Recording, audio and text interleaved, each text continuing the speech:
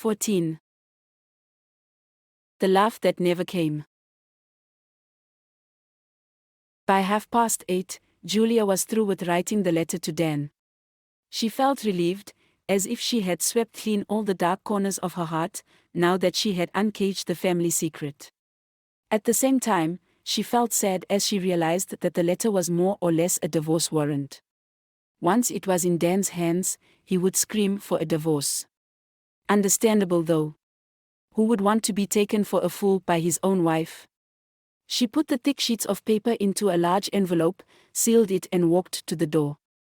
When she entered the sitting room, she found both Tendehai and Sibongile asleep in their seats like passengers in a midnight train to Chipoka.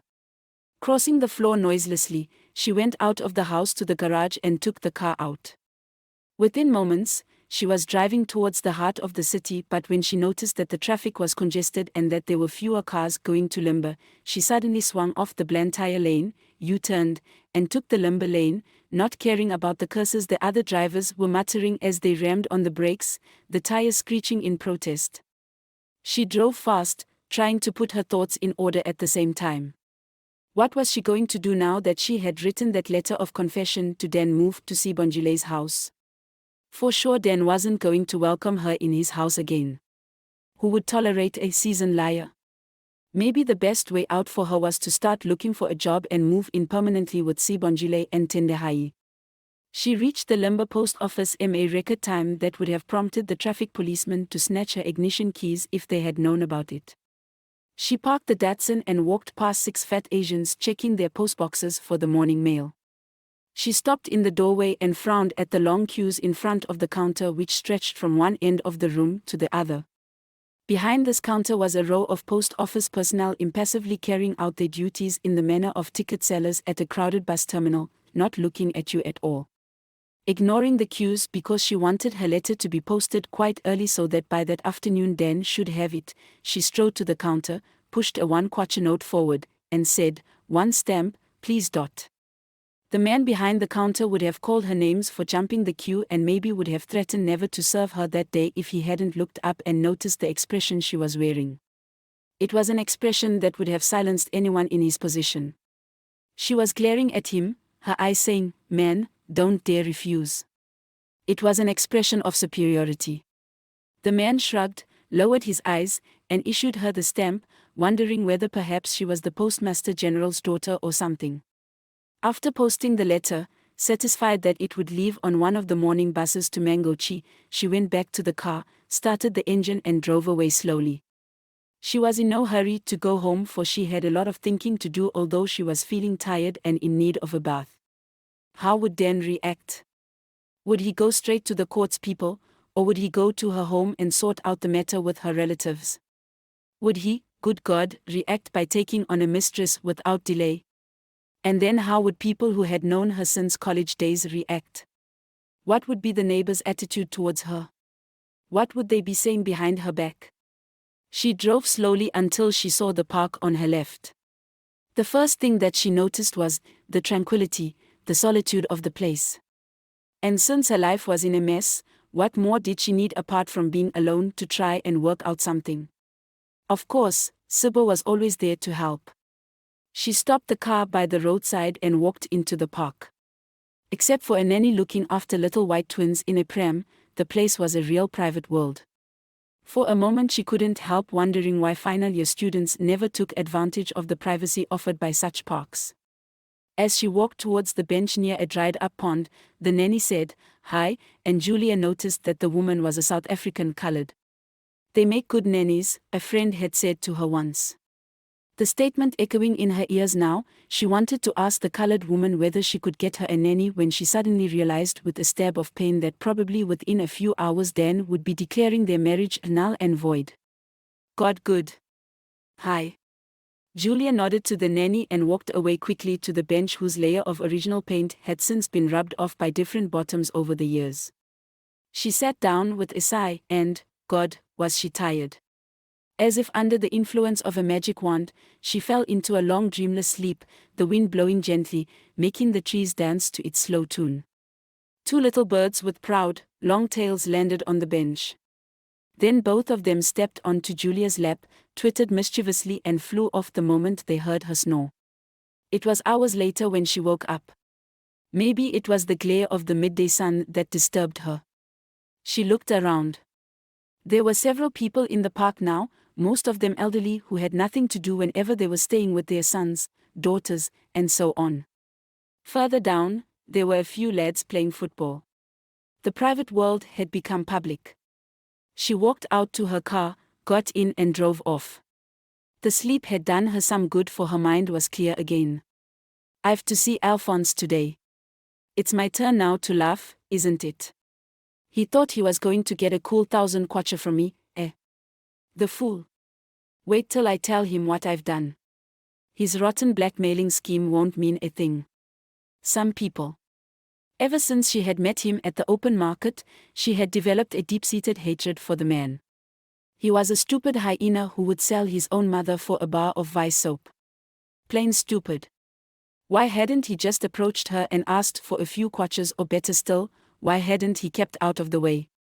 Why hadn't he stayed on in Zimbabwe, or better still, why hadn't he lost his sanity in prison? Good God! To think that I had once been touched by that ugly ruffian, by those filthy paws, that dirty face which is like an old bicycle saddle, rugged, and those eyes which are like coat buttons. Good God! I must see him and have the last laugh. I only hope he's at his place of work now waiting for me to phone and say, "Hello, sir, come and get your 1,000 kwacha." Plain stupid. Where did he think I'd raise that amount? That's the trouble with these semi-illiterates, she thought bitterly. If they hear you have a university qualification, they think you swim in money. Preposterous. Don't they know that sometimes a diploma or degree can be your passport to poverty? Full of courage to have a showdown with Alphonse, she drove to the cinema where he worked as a doorman. But there she was surprised to see a lot of people milling around. Was the MBC mobile van around? Was there a puppet show, maybe? A pick-a-box show? She parked the car, taking her time. When she stepped out, she felt the anger mounting in her again. Why did you come back, Alphonse? Why didn't you come as a friend? Why did you come back at all? Careful, Julia, she said to herself, you don't want to lose your temper, HM. That's the last thing you want. You've to be yourself and speak your mind. Tell him what you think of him, right? Don't lose your temper. Remember, you're the one to have the last laugh, Julia girl. The last laugh. Can you imagine how shocked he'll be when you tell him what you've done, that you've written a letter to your husband, telling him everything from A to Z? There you are. You're going to have the last laugh and, of course, the loudest. Excuse me, she said, squeezing her way through the people who had gathered at the entrance to the building. Reaching the door, she saw a man in a doorman's uniform. But when he looked her way, she saw it wasn't Alphonse. Excuse me, she said to him, is Alphonse around? See the manager, the doorman said rather abruptly, as if he wasn't interested in the name he had heard. Manager? Yeah. Over there. The man pointed to a small cubicle on her left, on whose door was a large poster of the actress Mia Farrow. She knocked Mia on the nose and a voice barked, "Come in." The room she found herself in was tiny and the table looked too big for it. She wondered vaguely how the table had been pushed past the door. Maybe it had been assembled right in there. There were 3 people in the room, all of them Asians. From the expressions on their faces, it was obvious they had been arguing over something. Could be a money issue, as usual, she thought. Yes, the fattest of them said, his eyes taking her in slowly. They didn't miss the quality of her dress and of her wristwatch. Apparently the other 2 were his sons, for he was roughly twice their age, about 56. And anyway, they all looked alike. Yes, madam. I'm looking for a man called Alphonse. I believe he works here. The men exchanged quick glances and the fat man frowned suspiciously. Alphonse? Yes, a doorman. The chap who had a Zimbabwean accent, not so? Yes. The man sighed, paused for a while before asking carefully, why are you looking for him? For a moment, Julia almost lost her temper again. She wanted to tell them that Alphonse was plain stupid, that because of him she was going to lose her husband and a respectable secure future. She wanted to tell the three Sikhs that Alphonse was a pig. A horrible pig. Careful, Julia, she cautioned herself again. We don't want to lose our temper, do we? After all, we're going to have the last laugh. She bit her lower lip, thinking fast. What was she going to tell these Asians? Why she was looking for him? What reason? Oh, she remembered what Tendahai had told her sisters about her adventure.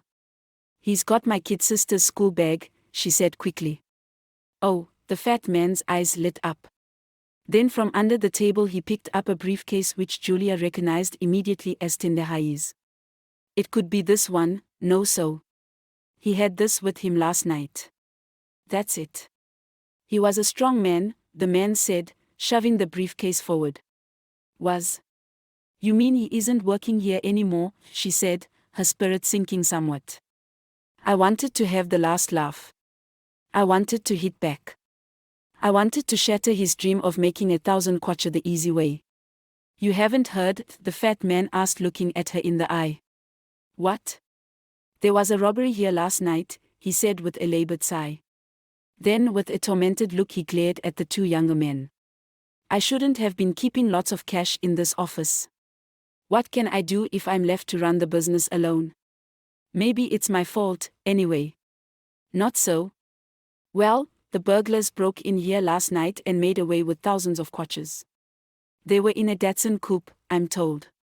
And when my doorman tried to shout for help, they clubbed him at the back of the head. He died immediately. Julia wasn't listening anymore. She didn't want to believe her ears. Alphonse, dead? Good God. Alphonse dead? She assured herself that she shouldn't feel sorry for him, for his name couldn't evoke any emotion of pity in her.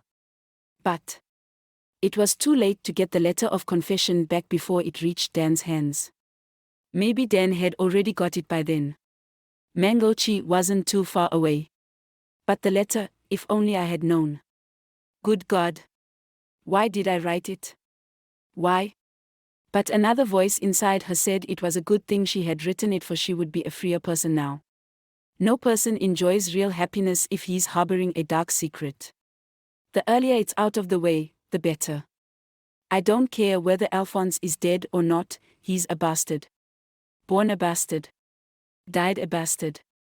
But Julia, a voice in her said strongly, isn't he the father to your child? No, she screamed, her knees giving way. She's fainted, the fat man said, his hands creeping forward to reach her.